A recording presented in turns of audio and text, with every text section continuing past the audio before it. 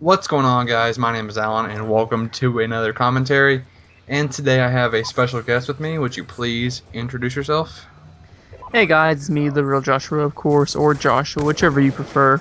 I just do commentaries and vlogs about games and stuff. It's pretty cool. So what have you been up to, bro? You haven't talked in a while. Oh, not a terrible much, as you might imagine. Just a lot of programming stuff, because I'm a computer science major. Well, computer science, math, and physics. All three. The big shebang, right? A lot of programming stuff, in all honesty. Been working with a lot of Java, and I've also been thinking about doing like some programming tutorials and everything, because a lot on YouTube just isn't that great. Yeah, I have that's something I kind of considered doing. I'm still considering doing that for school, but still something I may change my major to. But I have seen the videos on YouTube for that, and they are not the best. Well, it's not that they're completely bad. Well, some are, but it's just that like the most popular ones, the guys don't even really know how to program. Like, Yeah. I mean, I don't wanna like bash on people, but Mr. Bucky Roberts or the New Boston, he really he doesn't completely understand even the material himself, and then he teaches it to other people, and of course they get confused. That's what happened to me. I watched his stuff, and I did Python for a while with learning his videos, and when something breaks, you don't know how to fix it. And I now that I've actually been in like 200 or 300 level courses, Yeah. I do know how to actually do all that stuff, and a lot better than him. Yeah, one thing I've noticed about like tutorials on YouTube about anything is that they sometimes assume things, and I hate that. Like if you're trying to figure out how to do something, and say it doesn't go the exact same way they do in the video, and they may touch upon that, they just assume that's not gonna happen. And I can't remember a exact instance, but I don't know. That's one thing that just pisses me off about tutorials on YouTube. Yeah, I mean, it happens. This shouldn't happen, but if it does, you're on your own. I don't know how to fix it. And it's really true. Like, if something does go wrong with a program that they've explained or a concept they've explained, they really haven't explained a lot more detail or backstory in actually how the programs are implemented or how the programming language works. So if something does break and you haven't really touched on it a lot or seen anything about it, you don't know what to do. And programming languages are they can be very complex. And so if you don't do something right and you're just like fiddling around with it, you're not going to know what to do. Yeah, I just I think one time I looked up a guide on how to I think it was to change to transfer music from your iPod to your computer. Like if you have to get a new computer or whatever, Apple. Well, back when this happened, actually, Apple did not introduce the download purchase songs, but there was this one program that it had a free trial for a couple weeks or whatever, back 3 or 4 years ago, that transferred it from iPod to computer. And you go look at these videos, and they were 2 or 3 years old, and the trial, of course, was already expired, and you had to buy the program, full. And that's kind of a different topic, I understand, but if it's about a particular thing, it's a time thing, it's only going to be available for this amount of time, you need to delete the video after that time's expired, because it's just a video on YouTube now that's outdated. Yeah, and that's very true of anything that's technology related, especially anything programming, because I know with Java 7 isn't terribly different from Java 6, and Java 8 even won't be terribly different from 7. They're just adding more features onto it. Yeah. But in the case of Python 2 to Python 3, there are some major differences in how you actually implement certain things. So I could understand that. Or what you should do is you should make an update video or something like that. But of course they don't think that far ahead. No, they don't. I mean, maybe it's just a little pet peeve I have, but that just kind of bothers me when they do that. But I don't know. Have you ever had to take apart an Xbox or a PS3 or whatever? You probably haven't, but I remember one time my PS3 got a I believe they call it yellow out of death, and I wanted to look up how to fix it, and I looked at the tutorial for it, and I found a decent tutorial for it, and it was decent. But like, have you ever seen the inside of one of those things? Oh yeah, a couple of times actually. Yeah. It's complicated. Yeah. And I was like, there's no way I'm gonna be able to do this. Cause like you have to like dig through the entire thing if you want to fix the yellow out of death, or I'm assuming it's similar for the Xbox. I don't know. But what causes that is a thermal paste, the solder that connects the motherboard to the rest of the system. That thermal paste melts. And like back on PS2 and Xbox, the original Xbox, you can't call it the Xbox One anymore. So, Yeah. but they used lead-based thermal paste, but I don't know if it was in like the United States or it was in Japan or China, but lead-based thermal paste got outlawed. You couldn't use it. Like you could not use it to put that on when you're manufacturing it, but you can go and actually buy it. Like if you have a store that may sell that, there's some stores that still sell lead-based. That's why I think it may have been like China, but anyway, because you know where they're going to build the system itself originally. But yeah, I did that one time, and I was like, yeah, we're good. We're not doing that. So you've been playing any games lately? Unfortunately not. I haven't played a lot of games lately, and that's just simply of the fact that I work a lot, and apart from doing that, I'm in a lot of student groups, I do a lot of programming on my off time, and that doesn't leave too much time for video games. Yeah. See, like, I don't know if you watched any of my videos recently, but I talked about the Steam Summer Sale. And have you ever like taken part in that or bought anything from that ever? Well, I actually have not, because right now at least I'm a console gamer, and I'm restricted because I don't have a PC that can actually do it, and I don't have a Windows machine. Oh, yeah. Yeah, I just have a Linux box, and I know Steam offers Linux options, but of course, like on the more mainstream titles or the bigger AAA titles, they don't. Yeah, I think like Valve games, I think, work on Linux, I want to say, like Team Fortress 2 and Counter-Strike, I want to say. No, maybe not Counter-Strike, but I know that I think Team Fortress 2 and some of the Half-Lives do. Yeah. But like, I bought some games, and I bought like 20 plus games from the Steam Summer Sale, but I've only played like Tropico 4 and Team Fortress 2. And Team Fortress 2 is a free-to-play game, so I don't know why I decided to download it when the Steam Summer Sale happened. But yeah, that's what I've been doing. So, in case anybody cares. So I think we actually wanted to talk about this recent decision to the U.S. government made to consider professional gamers athletes. And what's your just general take on that? Well, I think it's a big win for gamers, I guess you could say. Since they are considered athletes, there are a number of things that they are entitled to, I guess you could say. Certain, like, different things, you know, that athletes... Yeah, I mean, they can do... Yeah, the visas, you're right on that. I think it's an awesome thing that allows people at least a more broad spectrum of possibilities. Yeah. I think that's a really good idea. I don't know if any other countries offer that. I would assume some do, but I don't know. Like, kind of off topic here, but like you look at like I think France has restrictions on stuff like that as far as like violent games go. If it gets like too violent, because I don't know if you follow movie news too well, but Only God Forgives, a movie that's coming out. Well, it's already out actually, but France had like, I don't want to say if it was restricted, like you couldn't watch it at all. But that movie was very violent, and there was the government in France was like really against it being played at all, I think. And I would assume they would have that for games too.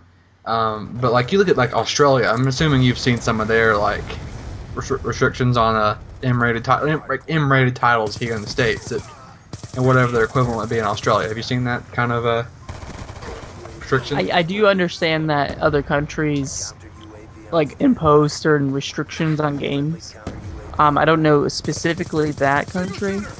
Well, I think like in Australia, they're not gonna have Saints Row 4 for sale.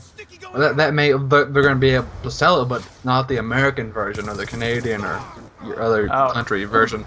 Like I know, like I think it was Left 4 Dead 2. I want to say, like back when that game came out in 2008 or 9, I think.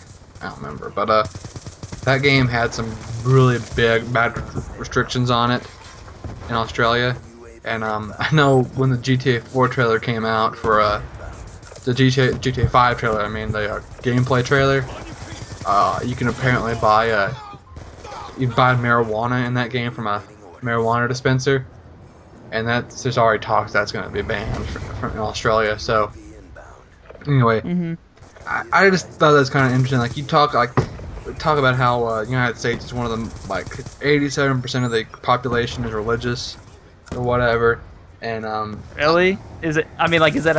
You think it's that high? what did I say actually? I don't even know. You said 87. Is that right? I said 87. I don't know. I just kind of pulled a number out of my ass there, but is like religious, and I would say that's probably a bigger factor in banning games and stuff. Would you say that, or am I completely wrong on that number? 87. I don't know if it's that high. I know recently there's been more of a trend where a lot more Americans actually don't really claim that they're part of any affiliated or organized religion. Yeah. I mean, it's not ridiculously high, but I mean, like, it's on the rise. Yeah, what I've heard though is like they don't consider like there are people who don't belong to any religion, but they're still spiritual or whatever, and they count non-religious as all one. That's atheists, humanists, whatever that's not part of a religion, and they also count the spiritual people in there who don't belong to a religion in that numbers. And I'm not really sure what that number is now, but it's like 20, or it's like 20%, or it's 19%. I don't know exactly, but what I was getting at, would you say that's a big factor in banning certain things? Is religion, or is it corrupting the youth or whatever?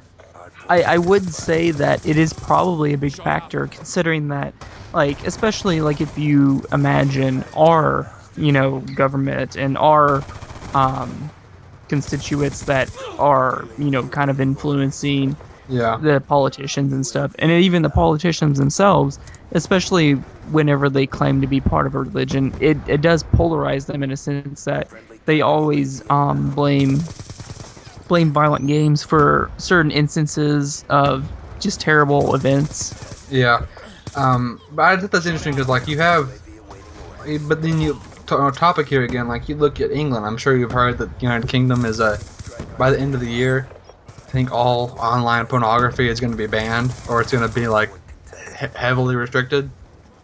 Yeah, it's crazy how they can do that. Like, and it like supersedes like your actual individual computer. They're doing it through like ISPs. Yes, yeah, and I think it's so strange that that's not happened here yet. And I mean, like, you look at like what's happened here and what's also happened in the United Kingdom and France and such. Like, I'm sure you've heard that the NSA thing, but like the English government's also doing that in England, or in the United Kingdom, I should say.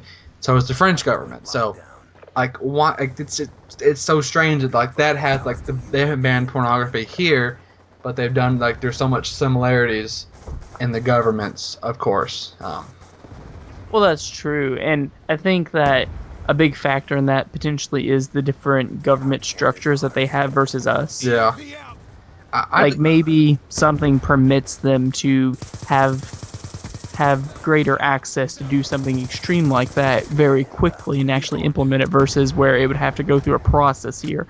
I don't know for sure, but I mean, I think that might be one of the reasons. Yeah, I mean, like, I know we live in the States, but like, I didn't even hear about this going through like the Parliament or anything in the United Kingdom. Like, it just like when we first heard it, it was when they said it was going to be banned. And was that like, did David Cameron get to make that decision all on his own, or what? Because that's very strange.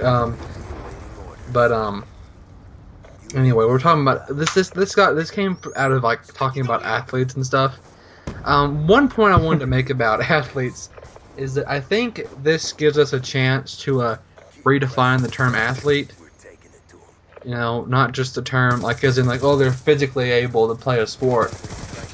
Would you agree that there's more to it than just physical awareness, maybe a mental, not awareness, but like physical preparation, like ability, a mental ability? Wouldn't you agree that some sports also have that? I do agree that it extends more than just brawn. For instance, I think that Intel had a genius marketing scheme where they would ask if you had the fastest reflexes in the world, does that consider you an athlete? And they were talking about using like a mouse and a keyboard, right? Yeah. Which, I mean, it's an interesting question, and I think that it's a very valid point. Because it is true, like, you possess a certain skill or ability that other people don't, and people like to watch you perform this skill, much in the same way that people watch sporting events. And in all honesty, a lot of the more gaming-related events for competitiveness are considered sports, I guess you could say now. Yeah. Not even just the fact that people are considered athletes, but I think they were considered sports before they were considered athletes and stuff. Yeah. I mean, like, look at golf, for example. I mean, golf, I wouldn't say it's a very physically demanding sport. I mean, of course, you have to have the upper body strength to, hit a golf ball several hundred meters in one given time, but you also have to be very focused in that sport. Wouldn't you agree? Yeah, that's true. Golf is a very skillful sport, and it's not even just like pure brawn either. Like you have to be witty about it. You have to like completely block out the outside world. You have to focus on putting that ball. Even like you look at the like when they're like, I don't know the terms for golf, but like you look when they're very close to the hole, and it's like they stand there for several seconds, just completely frozen, because they have to focus to get that in the hole without doing several tries. So, yes. I mean, I know I've given golfers a lot of shit, but I mean, if you're an actual golfer and it's like something you do a lot, you have to be very, very mentally just like stable, and I would say to focus that long. I mean, even if you don't have really good patience, like that's all about you need to have that in golf. Because if you're going to be able to stand still and focus on that simple task, you would think. I don't know. Maybe I'm just kind of rambling on here, but I think that this whole decision kind of gives us a chance to redefine the definition of athlete in a sport. I mean, like you look at these big outings for like poker, and I would like you look at poker. That's people play that for a hobby, and so do gamers. People play games for a hobby, but would you consider poker a sport too? Well, I mean, I think it is already. Yeah, if I'm not mistaken. Yeah, I'm just like, would you consider a sport though? I would, but of course, like I'm probably biased in the sense that I also think gaming should be considered a sport. Yeah, I mean, I do too. I mean, it's just those two things are hobbies, but there also can be sports. I mean, of course, people play like baseball and basketball, and they play those sports to have fun. But of course, they're sport too. There's a competitive side to it, and I think a lot of people who don't agree with this decision. It's either because it's still gaming is still a very strange thing to them, whether they be from a generation that did not have that, or they may be athletes, like they may play like a sport like a basketball or baseball or whatever, and they mean like that they're classified as the same thing as gamers. So I really don't think it's such a big deal. Honestly, it's a big deal, of course, but people who are offended by it are making it like it's a horrible thing, and I don't know. So, you have anything else to add on that topic? I do not, good sir. Okay. So that's pretty much all I have to say about this. Do you want to say anything else? Oh, no, not today. I think we hit on all the major points and everything. Yeah. So thanks for coming on, and talk to you guys later.